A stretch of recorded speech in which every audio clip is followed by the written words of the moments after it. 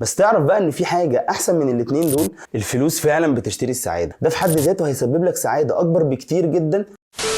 هي الفلوس ممكن تشتري سعادة بجد؟ السؤال ده دايما مغلب ناس كتيرة جدا، وهتلاقي كل واحد بيفكر بطريقة معينة، واللي يقول لك ممكن تشتري السعادة، ويقول لك لا والله الفلوس ما بتشتريش السعادة ولا حاجة. بس خليني كده ارجع معاك خطوة لورا واسألك، هو انت ممكن تشتري ايه اصلا بالفلوس؟ وهل في حاجة كده معينة لما بتشتريها بتكون مبسوط اكتر من حاجات تانية انت بتشتريها؟ صباح الفل او مساء الفل على حسب كده انت بتشوف الفيديو ده امتى. انا احمد البكل، ولو انت عايز النهارده تكون احسن عموما، تتعلم حاجة جديدة او تشوف حاجة انت عارفها بس بمنظور مختلف شوية، فاحب اقول لك ان انت في المكان الصح. فاعمل بقى لايك علشان الفيديو ده يوصل لاكبر عدد ممكن من الناس، وسبسكرايب علشان تشوف كل الفيديوهات الجديدة، وتعالى كده مع بعض نشوف ازاي فعلا الفلوس ممكن تشتري السعادة.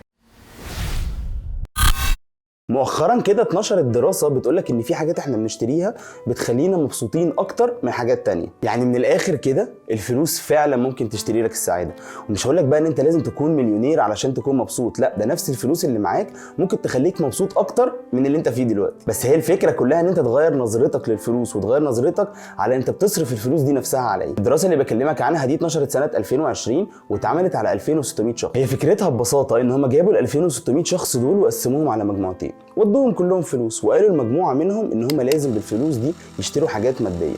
فطبعا راحوا اللي اشترى ذهب، واللي اشترى مجوهرات، واللي اشترى عفش جديد، او اشترى لبس حتى جديد لنفسه.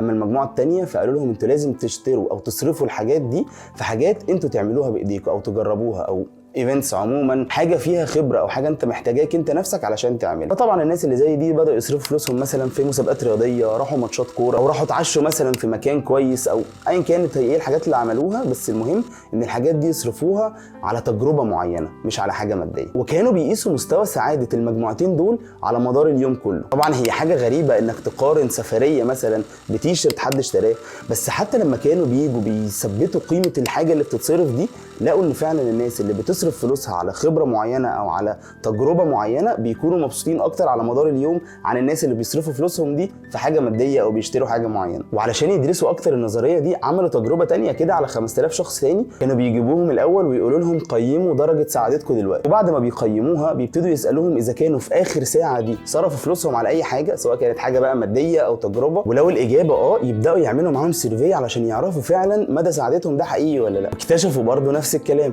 ان الناس اللي صرفوا فلوسهم في اخر ساعه على تجربه كانوا اسعد بكتير من الناس اللي راحوا اشتروا بيها حاجات ماديه. الحقيقه انت لو فكرت في الكلام ده هتلاقينا فعلا دايما بنحاول نشتري حاجات اكتر علشان نكون مبسوطين وعلشان نكون سعداء. دايما بنروح نجيب احدث موبايل، احدث عربيه، اكبر تلفزيون. كل ما كانت الحاجه احدث واكبر كل ما كنا فاكرين ان احنا هنكون مبسوطين اكتر. بس دايما احدث حاجه دي بينزل بعدها حاجه بتكون اكبر وبتكون احدث. يعني مثلا لو جينا شفنا الموبايل، احدث حاجه دلوقتي مثلا الايفون 14، هتلاقي نفسك ان انت بتقنع نفسك ان انت لو جبته هتكون سعيد، مع ان في خلال اقل من سنه في موبايل جديد وايفون جديد تاني هينزل وهيبقى اللي معاك مش احدث حاجه ولا حاجه. فكره ان احنا دايما بنحاول نسعى ان احنا نجيب احسن حاجه واحدث حاجه، والحاجات دي كلها مش هتفيدنا بشكل كبير غير ان هي بس صوره معينه بنحاول نرسمها قدام الناس. فلو احنا طول الوقت بنحاول نسعى ان احنا نبين صوره معينه، ان احنا نجيب اكبر حاجه معينه او احدث حاجه معينه، ففي الحقيقه عمرنا ما هنكون سعداء. عكس بقى التجربه اللي احنا ممكن نعيشها وتفضل مستمره معانا طول عمرنا،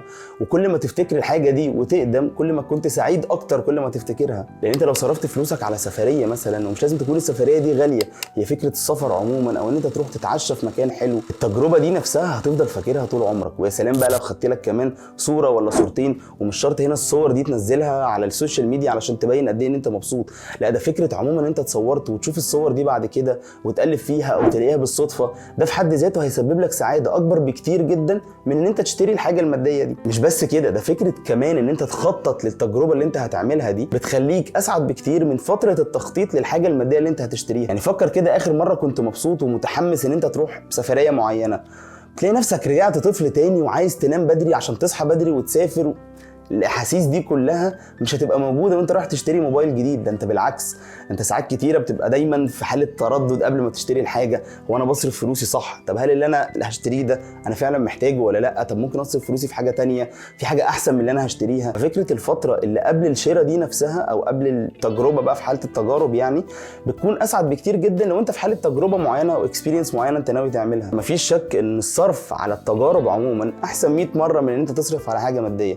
بس بس تعرف بقى ان في حاجه احسن من الاتنين دول، وهي انك تصرف فلوسك على حاجات ليها علاقه باهدافك الشخصيه. في دراسه بقى تانية خالص غير الاتنين الاولانيين اللي قلت لك عليهم، اتعملت على 452 شخص، دراسه على الضيق كده يعني، بس كانوا بيقيسوا مدى سعاده الاشخاص اللي قدامهم وبيسالوهم هم صرفهم اخر شهر ده كان على ايه، واكتشفوا ان الناس بتكون سعيده اكتر لما بيكونوا بيشتروا حاجه ليها علاقه باهدافهم الشخصيه. يعني مثلا لو انت حلمك تشتغل في شركه كبيره مثلا وجالك انترفيو فعلا في الشركه دي، ونزلت جبت بدله معينه عشان تروح بيها الانترفيو، هو في الاخر الموضوع له علاقه بهدفك انت. حتى لو الحاجه ماديه انت هتبقى مبسوط اكتر ان انت اشتريت الحاجه دي، لان هي ممكن تكون بتقربك خطوه زياده لهدفك. والباحثين هنا بقى اكتشفوا حاجه مهمه يمكن كلنا بنتكلم عليها، بس هم فعلا اثبتوها في الدراسه بتاعتهم، ان انت كل ما بتكون بتشتري الحاجه علشان تبهر الناس اللي حواليك وفاكر ان انت كده هتكون سعيد اكتر، ده بالعكس بيخليك تعيس اكتر ومش بيخليك مبسوط ولا حاجه. الفلوس فعلا بتشتري السعاده، بس هي الفكره انت بتصرف فلوسك دي نفسها على ايه؟